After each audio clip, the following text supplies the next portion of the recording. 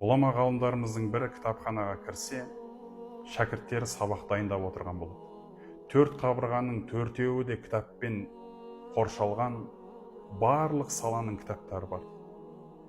Ұстаз шәкірттеріне қарап, сендер білесіңдер ме, мына кітаптар сендерге не деп сөйлеп тұрғанын деп сұрайды.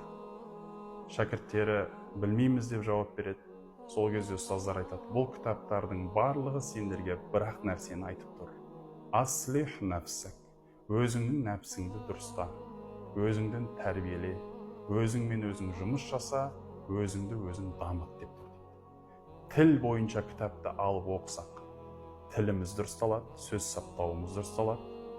Логика, мантықтан кітапты алып оқысақ, біздің ой өрісіміз, ойлау жүйеміз дұрысталады. Әдеп, этикадан бір кітапты алып оқысақ, біздің әдебіміз, жүріс-тұрысымыз дұрысталады.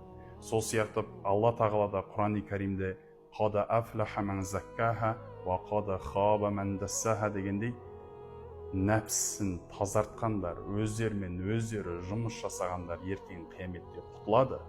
Мына дүниеде өз-өздерін тастап қойып, нәпсінің еркінде өмір сүріп кеткен адамдар ертең ар жаққа барғанда құрдымда болады деген аяты да осыған дәлел.